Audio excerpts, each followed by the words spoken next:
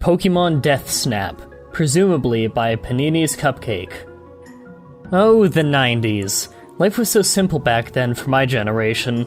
There was the Game Boy, the N64, Batman the Animated Series, the Age of Apocalypse storyline for Marvel Comics. These things were all the highlights of my day, especially if I was doing them with a friend. I wasn't really into computers at the time. My family had a dial-up and a shitty Windows 95, which made everything so frustrating. No, my farthest exploits into the digital world involved me and my N64. Super Smash Bros., Super Mario 64, Star Fox 64, Mario Kart 64, and Pokémon Snap were my favorites. After I had thoroughly rooted out every secret in these games, the only one that kept my attention was Pokémon Snap. I constantly went through every level trying to get the best possible shot of all the Pokémon featured in that game. What intrigued me was the realism in the game. In all other Pokémon games, everything was synthetic. You couldn't walk around amongst the Pokémon and see how they interacted. You could only have them in a ball or following you around. One could argue that Hey You Pikachu is more interactive, but on the whole, only certain words were recognized and scripted non-realistic events gave the game a more disgustingly synthetic feel. The first-person 3D view of the Pokémon present in Pokémon Snap gave everyone who grew up in the 90s something cool they could only dream of, a chance to live in a realistic Pokémon world. So eventually, we moved to a new house and got a PS2, DSL, and a computer that could run Half-Life. I moved on to bigger and better things, but would often look back fondly at the simplicity of my childhood. My N64 and all the games were put in a forgotten corner of the basement. This brings my story to more recent events. About a week ago, I was at my friend's house. He was one of those people who were well-equipped and has many things. Wi-Fi, several computers, iPods, a Mac, a drum set, a piano, a widescreen HD TV, surround sound guitars, a PS3, and whatnot. He was one of those people I liked to whoop in Super Smash Bros. Back in the day. Anyway, we were hanging out, and he had something he wanted to show me. He powered up his Wii, and one of the channels was Pokémon Snap, which he proceeded to load. He had recently downloaded it from the Virtual Console. As soon as I heard the fast theme song and the camera flashes, I was overcome with an intense wave of nostalgia, something I rarely feel these days, and really wanted to play that game. My friend loaded it up and selected Continue. For everyone unfamiliar with Pokémon Snap, the premise is that Professor Oak needs someone to photograph all of the Pokémon on some islands with many different environments. As you get more pictures and higher scores, new tools and levels become available to you, such as the apple, which acts as bait, the pester ball, which irritates Pokémon, and the Pokeflute, which wakes sleeping Pokémon. The player controls Todd, a character from the anime who is riding in a buggy on a set track.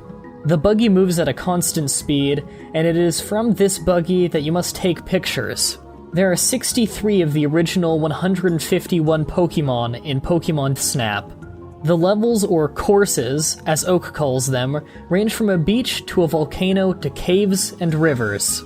The island is a very diverse place, but even with my extensive playing, the darkest parts had eluded me. Until recently, that is. So, Professor Oak said welcome in his very creepy-ish voice recording. I always found it funny how the game had about one word of pre-recorded voice per 2 or 3 sentences the text box showed. Reliving our childhoods, we took turns playing a level and seeing who could get the best score. Soon, I had to go home, but I really did not want to stop playing Pokémon Snap. When I got home, I went down into my basement and dug out the old N64, along with a musty-smelling cardboard box full of old game cartridges, controllers, memory cards, and rumble packs. God, I miss this system. I hooked the RF cable up to the TV in my room, popped in Pokémon Snap, and shifted the Pokeball into the on position. A little more backstory here. When I got my N64, the Hey You Pikachu model was massively on sale at Toys R Us, and my mom decided to get it, as it came with the game. When you turn it on with the Pokeball switch, the Pikachu's cheeks light up. Also, his foot acts as a reset switch. It's pretty cool. Anyways, when I turned the console on, the screen remained static. Sure enough, it was covered in this black gunk. I spent half an hour getting that nasty stuff off. It was at that point I first noticed something strange. After the substance was removed, the chip was red with black rectangles along the surface, which I assumed were meant to be the contacts. None of my other games had this black stuff, and the chips were light brown with goldish contacts. There were other oddities on this particular cartridge. There's no official seal of Nintendo on the label or anywhere on the cartridge. These are on all N64 carts, and most other Nintendo products from this era. Another thing was, there was no black label on the back that usually contains the typical, "don't play, you'll get seizures" kind of thing. The front label was also slightly off-center. These should have been red flags, but I'm a pretty lax guy that just takes things in stride, so I didn't really care. At this point, I thought the game was ruined by the goo and discoloration, but I put it back in for the hell of it. To my surprise, the Nintendo logo popped up on screen. We're back in business. So, the load screen came up, and the upbeat theme song and camera flashes were playing just as they did earlier at my friend's house. It was then I noticed several visual distortions, which I thought were due to the cart damage. There were 3 purple vertical streaks a few inches wide that went all the way down the screen, one on each end and one down the middle. They were darker in the middle of the streaks, but you could see past them somewhat. I didn't mind that much, it was only a minor inconvenience. Next, I pressed start, and to my surprise, I found that there was no continue option. I guess my saves had been deleted by battery failure. All those hours and hours of hard work and completion were gone. Oh well, I probably would have started a new file anyway. I started the new game and more strange things began to occur. I found myself in Oak's lab. His features were changed. His eyes were black with no pupils, and he had a stern look on his face. That, coupled with the purple distortion that ran along his left half, made him very disturbing. All the text dialogue was normal, but the pre-recorded voice bits I mentioned earlier were distorted.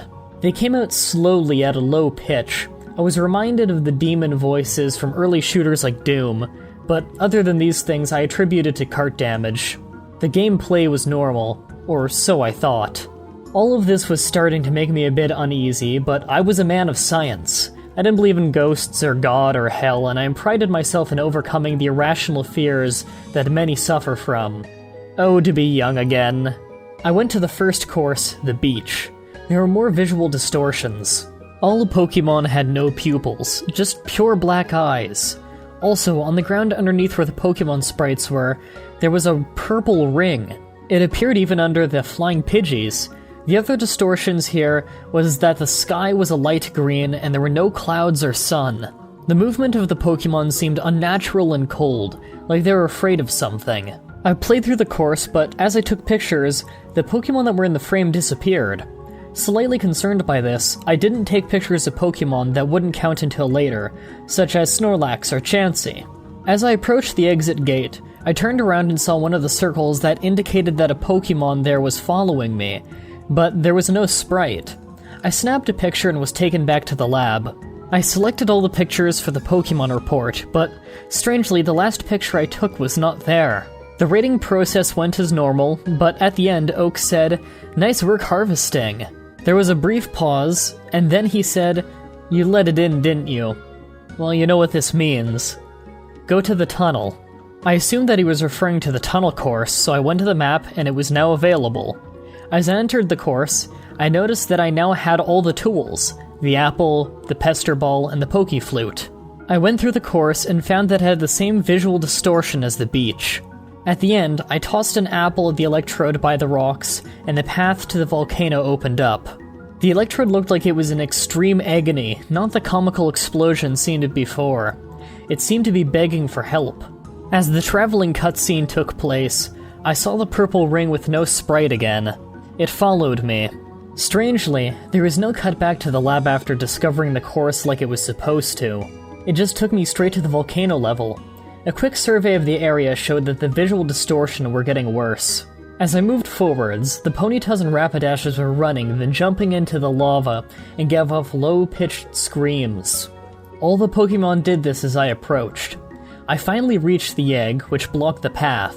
You're supposed to throw an apple at it so you can proceed, but I found my tools were gone. This was problematic, and I took this opportunity to get some dinner.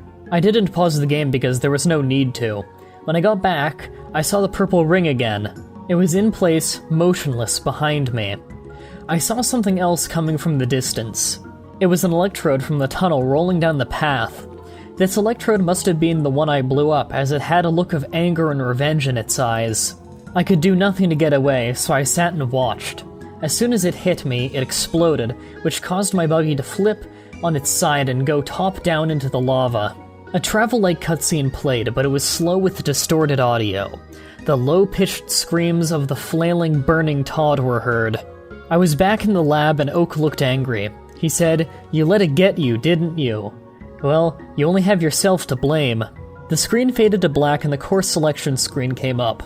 Oak was standing alone and the only option on screen was Hell, which was spelled with 3 L's. The go back option was gone, so I had no choice but to click it. There was no way I was stopping now. The camera zoomed in on the charred corpse of Todd. Its bottom half was under the upside-down buggy. Everything was ultra-realistic, and this was on a pedestal of stone in an endless sea of fire and lava. All of the Pokémon I had taken pictures of and made disappear were floating in the lava, screaming in low-pitched voices. Suddenly, there was a camera flash. The screen swung to a demonic figure with a camera taking pictures of the corpse. After he had a few pictures, he curb-stomped Todd's head and took more pictures. Then a low-pitched demonic, "Say cheese," came out of the speakers and my whole room lit up for a second. That scared the shit out of me, and when it was over, the screen was dead black and the system was shut off. I hit reset, because I knew it was just a game and it couldn't hurt me.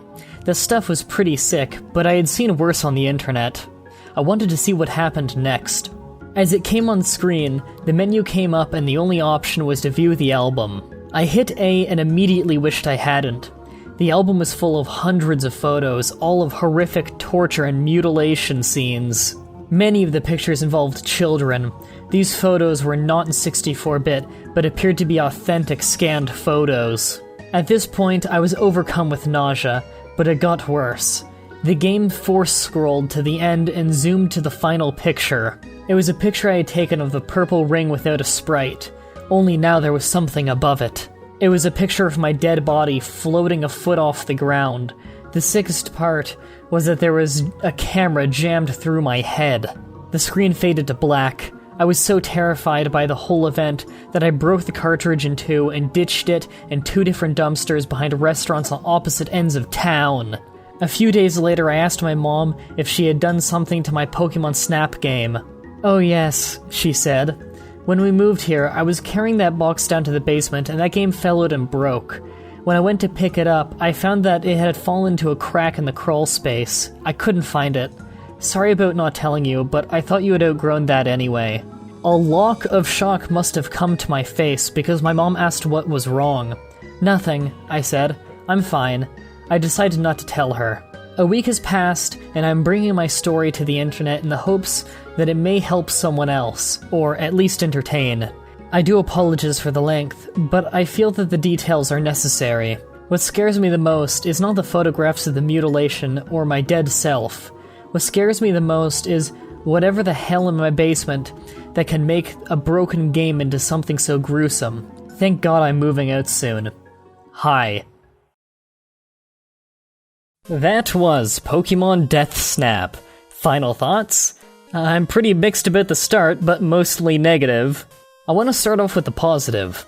The protagonist is a genuinely likable and well-written person. Sounds like the kind of person you want to get to know, however, since this is a creepypasta, nothing really happens to the author other than playing a messed up game, so the likable protagonist would probably be better served in a completely different story altogether. It feels like a lot of the oddities in the game start off fairly creative, but get more and more cliché as it goes. I mean, Todd even goes to hell at one point, and the author describes it as ultra-realistic. The words ultra-realistic in a creepypasta are pretty much universally accepted as being extremely stupid and only used in awful stories ever since the complete and utter failure of a story that was Sonic.exe. One other thing that constantly bothered me during the story, and I'll admit it's a bit of a nitpick, is that the author keeps referring to the Pokémon's in-game representation as sprites. They aren't sprites, they're models. Sprites are two-dimensional cutouts like in Pokémon or Mega Man. If it's a three-dimensional game, and you can pan around the Pokémon from all angles, it's a model. Other than that, all I can say is that the entire last few paragraphs were just mind-bogglingly stupid. That's it for this creepypasta, and the third day of the second 7 days of creepypasta special. Tomorrow I'll be tackling another highly requested story, weirdly enough, with Sonic.exe. If you want to write your own story, help peer edit a story, or even just read the stories early, check out the description where you'll find a link to the creepypasta section of my forum. You'll also find a link to the playlist of every creepypasta reading I've done. Also, you'll find a link to my personal Twitch stream, where I stream video games at least 3 times a week just for fun. Join in, I love to talk to the chat live there. Thank you all for watching, and until next time, sweet dreams.